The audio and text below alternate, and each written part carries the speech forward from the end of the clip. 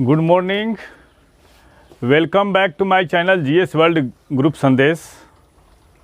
और बिहार एसएससी का रविवार को यहाँ पे टेस्ट चलता है। जिन अभ्यर्थियों का आना होगा वो आ सकते हैं। आज हम लोग 4 सितंबर के करंट अफेयर से कुछ महत्वपूर्ण प्रश्नों की व्याख्या करेंगे।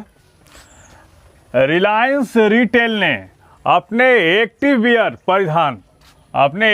परिधान ब्रांड परफॉर्मेक्स, किसका परफॉर्मेक्स के लिए ब्रांड एम्बेसडर के रूप में किसको नियुक्त किया है? यह है जसप्रीत बुमराह। कौन? जसप्रीत बुमराह को परफॉर्मेक्स का ब्रांड एम्बेसडर नियुक्त किया है। और हाल ही में कौन कौन से नए ब्रांड एम्बेसडर बने, किस किस कंपनी के, उसके बारे में देख लेते हैं। स्पोर्ट्स ब्रांड प्यूमा इंडिया का ब्रांड एम्बेसडर कौन बने हैं? यह है हार्डी संधू। कौन? हार्डी संधू बने हैं। लॉन्च माई करियर ने अपना ब्रांड एम्बेसडर किसको बनाया है? राहुल द्रविड़ को। किसको? राहुल द्रविड़ को। और हुफ्ट ने अपना ब्रांड एम्बेसडर किसको बनाया है? कृति सेनन को। किसको? कृति सेनन को। लाइफ स्टाइल ब्रांड बिलेंड के ब्रांड एम्बेसडर कौन बने हैं? ये बने हैं हार्दिक पांड्या। कौन? हार्दिक पांड्या। और बिहार खादी के ब्रांड एम्बेसडर कौन बने हैं? ये है मनोज तिवारी। कौन? मनोज तिवारी। स्टारबक्स के नए सीईओ कौन होंगे? स्टारबक्स के नए सीईओ होंगे लक्ष्मण नरसिम्हन। कौन? लक्ष्मण नरसिम्हन। और दुनिया की दिग्गज कॉफ़ी कंपनी, और पूछेगा कि स्टारबक्स क्या है, तो दुनिया की दिग्गज कॉफ़ी कंपनी स्टारबक्स ने लक्ष्मण नरसिम्हन को सीईओ नियुक्त किया है। अखिल भारतीय फुटबॉल महासंघ के नए अध्यक्ष कौन बने हैं? ये बने हैं कल्याण चौबे। और इन्होंने किसको हराया है? वाईचिंग भूटिया को हराया है।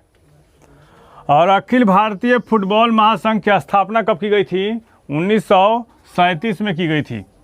पूछ सकता है क्वेश्चन कि अखिल भारतीय फुटबॉल महासंघ की स्थापना कब? 1937 में।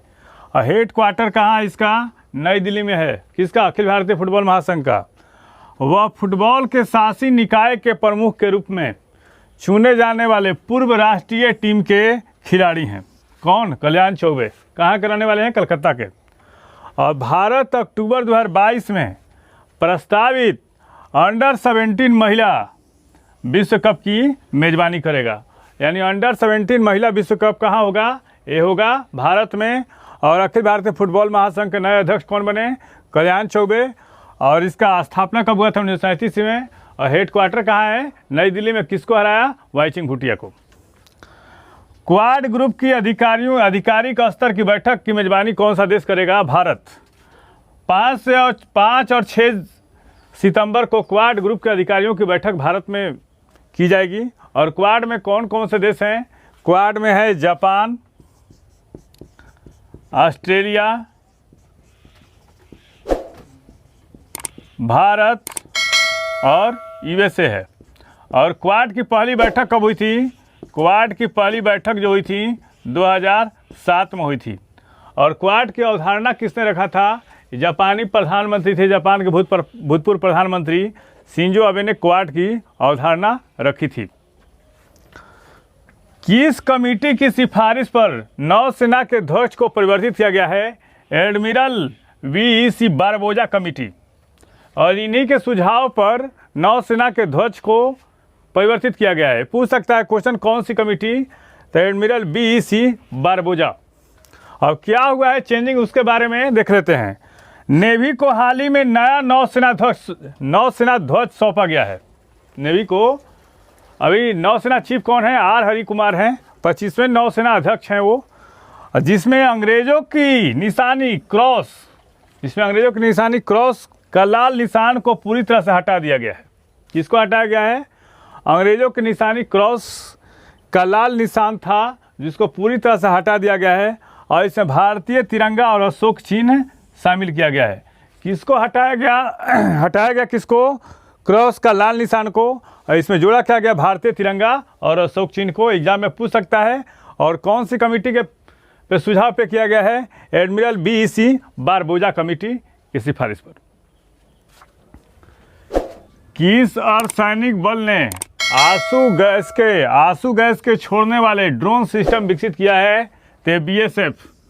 और बीएसएफ की स्थापना कब हुई थी? 1965 में, 1965 में। और बीएसएफ के डीजी कौन हैं? पंकज कुमार सिंह। कौन है?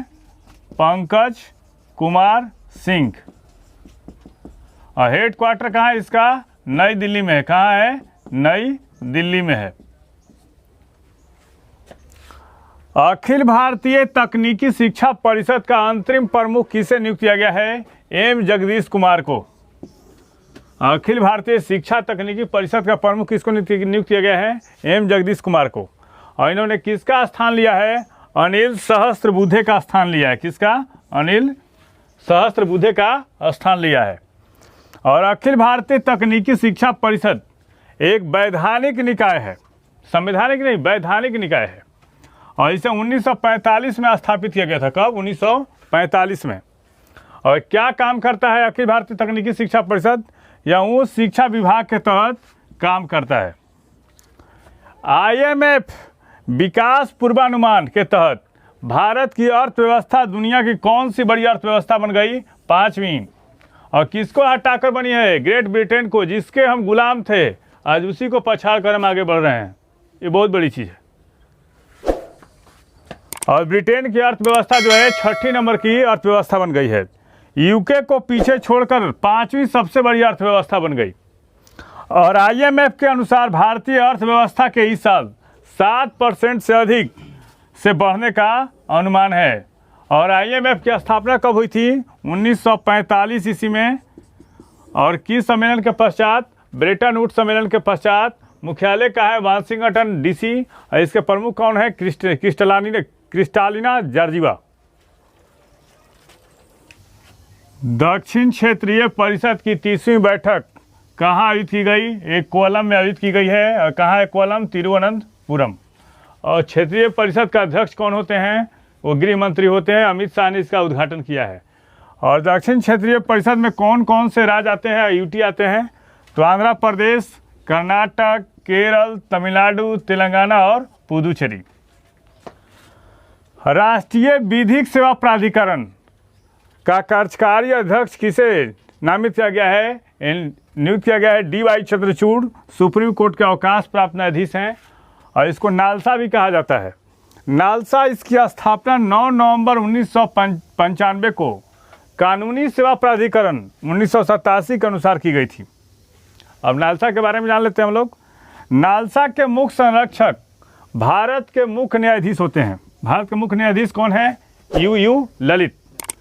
और इसके कार्यकारी अध्यक्ष कौन होते हैं? सर्वोच्च न्यायालय के दूसरे सबसे वरिष्ठतम न्यायाधीश होते हैं।